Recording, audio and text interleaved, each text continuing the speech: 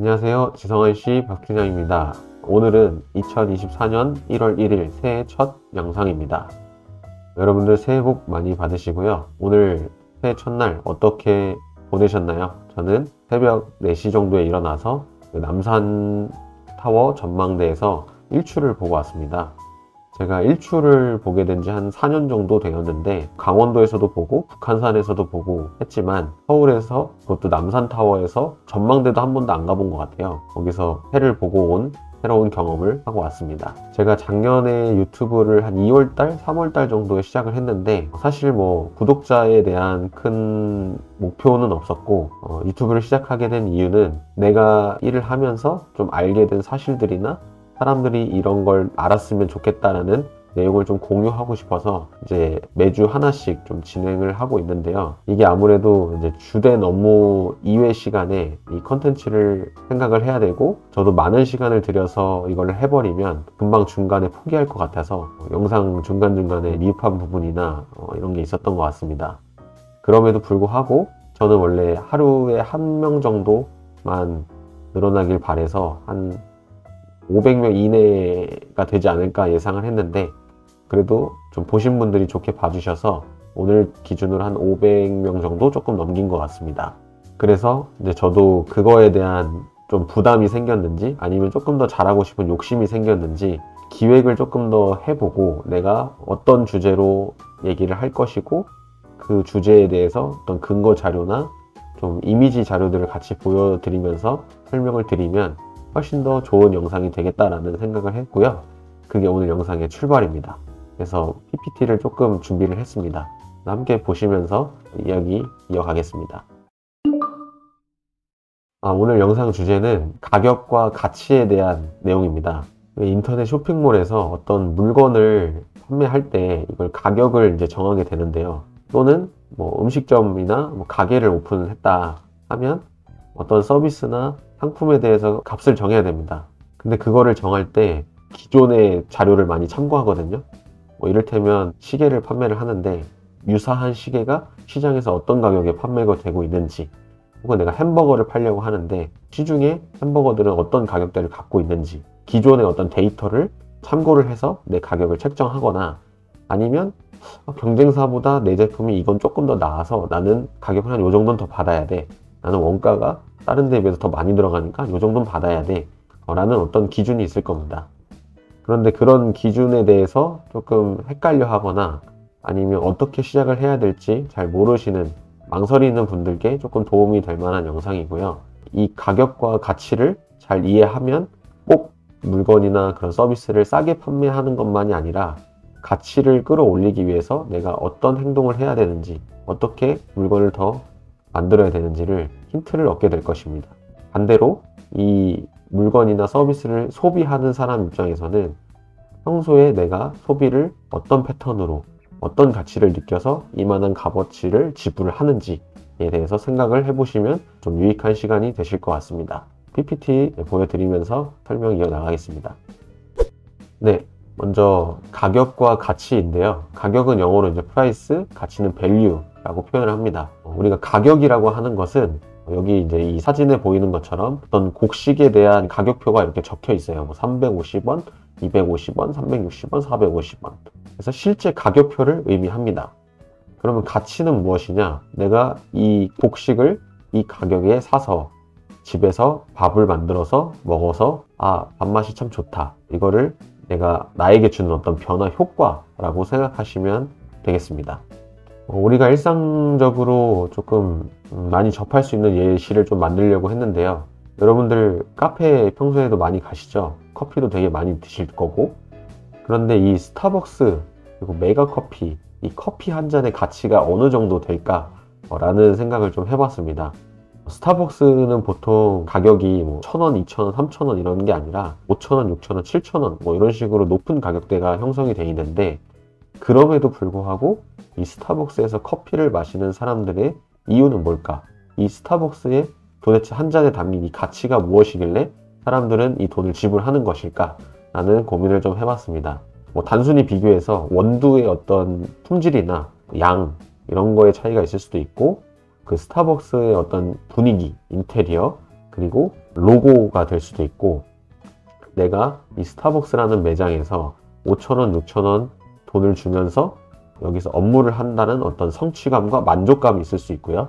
그 다음에 지하철역에서 좀 가깝다거나 아니면 가는 길마다 이 스타벅스가 많이 보여서 접근성이 쉽다거나 상권이 되겠죠. 그리고 서비스, 거기에서 직원들이 나한테 친절함을 준다든지 혹은 뭐 포인트 적립이라든지 내가 카카오톡 선물하기로 스타벅스 쿠폰을 받아서 쓸 수 있다든지 뭐 이런 서비스 부분도 있을 거고, 시스템적인 부분은 사이렌 오더라든지 아니면 드라이브스루라든지 직원들이 내 이름을 닉네임으로 이렇게 재밌게 불러준다든지 뭐 이런 시스템 같은 게 있을 수 있겠습니다.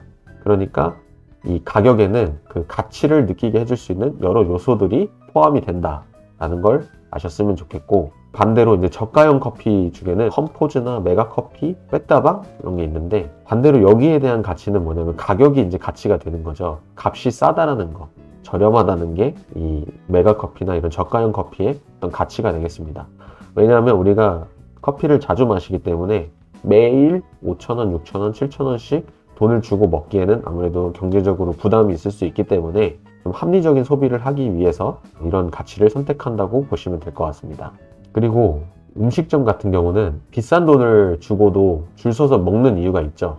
아까 스타벅스하고 조금 비슷한 개념인데, 제가 한 얼마 전에 합정동의 메세나폴리스라는 곳에 갔는데 거기 지하에 가보면 이렇게 뷔페 식당이 있어요.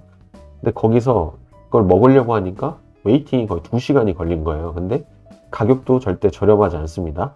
그런데도 이렇게 줄 서서 2시간 동안 기다려서 먹는 이유는 그만한 가치가 이 매장 안에 들어있기 때문이죠. 뭐 이를테면 여기는 이제 매일 가지는 않지만 주말이나 아니면 생일, 결혼, 기념일, 졸업식 뭐 이런 이제 특별한 날에 가거나 아니면 가족들하고 한 끼 먹는 거 행복하게 맛있게 먹고 싶다는 분들, 뭐 이런 분들이 여기에 오셔서 그만한 가치를 소비를 하고 있는 겁니다. 근데 아까처럼 스타벅스를 매일 먹지 않는 것처럼 우리가 뭐 구내식당 가서 밥을 먹을 수도 있고, 그냥 앞에 국수집에서 간단하게 끼니를 해결할 때도 있고, 김밥 천국과 같은 가성비 있는 메뉴를 선택해서 먹기도 합니다. 상품으로 한번 설명을 드리면, 루이스 폴센이라는 그 유명 디자이너의 조명이 있는데요. 이 조명이 인터넷에서 거의 100만 원이 넘게 가격이 형성이 되어 있습니다. 그런데 이 가격이 형성돼 있음에도 불구하고 이 가격이 유지가 되는 이유는 이 시장에서 그만한 소비를 할 수 있는 소비층들이 존재하기 때문에 이 값이 유지가 되는 겁니다. 물론 이 루이스 폴센하고 굉장히 유사한 디자인들이 많이 카피돼서 나왔지만, 그래도 돈 있는 사람들은 오리지널 제품을 사려고 하는 이유는 그 사람이 어떤 갖고 있는 경제력, 그러니까 뭐 몇 억씩 투자해서 인테리어를 만들었거나 혹은 호텔, 병원, 은행 여러 가지 그런 상업시설에서 그 분위기에 맞는 제품을 선택을 할 때, 아무래도 이런 고가형 제품들은 그냥 일반 개인이 이렇게 하기에는 조금 어렵지만 사업을 하는 사람이라든지 뭐 전문직을 갖고 있는 분들이라면 이런 곳에 이제 투자를 해서 이거를 하나의 단순한 조명으로 생각하는 게 아니라 그 디자이너의 작품을 산다라고 가치를 인정해 주는 것이라고 생각합니다. 그리고 그 주변에 대한 분위기 같은 것도 굉장히 중요한데, 뭐 침대도 에이스 침대, 소파도 어디 이탈리아 무슨 비싼 침대, 스피커 뱅앤올uf슨 뭐 이런 식으로 어느 정도의 가격 레벨에 맞는 걸 다 세팅을 해놨는데, 조명을 예를 들어 뭐 이케아 조명 싼 거를 단다든지 뭐 이래버리면 그 사람의 만족감, 그 공간의 분위기에 좀 떨어진다고 생각을 하기 때문에 이런 소비도 일어난다 라고 생각하시면 되겠습니다. 비슷한 제품으로는 이런 버섯등 같은 것도 많이 시중에 나와 있죠. 스탠드, 이런 것도 진짜 가격대가 천차만별입니다. 그런데 그 70만원대, 뭐 60만원대 가격이 팔리는 이유는 그만한 가치를 느끼고 소비하는 소비자가 있기 때문입니다.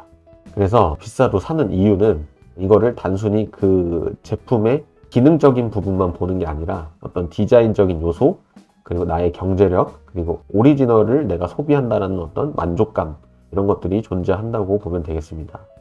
그래서 이런 어떤 시장에는 저가형 시장이 있고 중가, 그 다음에 고가의 프리미엄 시장이 함께 존재한다는 것을 알고 가시면 좋겠습니다. 그래서 오늘의 결론은 뭐냐면, 가격은 판매자가 물론 정하지만 그 가치는 소비자가 정한다. 그리고 그 가격대가 유지되는 이유는 수요와 공급이라는 가장 기본적인 게 만나서 유지가 되는 것이라고 생각하시면 되겠습니다. 네, 가격과 가치에 대한 주제를 가지고 영상을 만들어 봤는데요. 여러분들이 어떤 제품을 기획하거나 서비스를 기획을 할 때 단순히 가격을 싸게만, 저렴하게만 전략이라고 생각하지 마시고 어떻게 하면 내가 값을 올리더라도 이 값을 인정해 줄 만한 가치를 소비자들이 느낄 것인가, 이거에 대한 고민을 많이 해보시면 좋을 것 같습니다.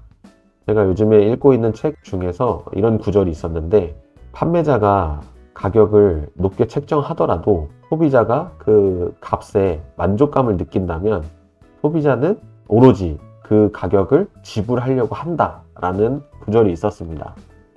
그러니까 요 지금 앞에 설명드린 내용하고 일맥상통하는 거죠. 이게 가격만 싸게 판다고 해서 많이 팔 수 있는 것도 아니고 그 시장에서 내가 우위를 점할 수도 없는 겁니다. 만약에 가격이 물론 많이 판매는 되겠죠. 그런데 이윤적인 부분이나 어떤 일의 강도의 측면에서는 그게 사실은 마이너스가 될 수 있는 부분도 분명히 존재한다는 겁니다. 이런 부분들을 오늘 잘 숙지를 하셔서 앞으로 사업하는 데 있어서 혹은 일을 하는 데 있어서 소비를 하는 데 있어서 고려를 해보시면 좋겠습니다. 네, 저는 다음 영상으로 다시 돌아오겠습니다. 감사합니다.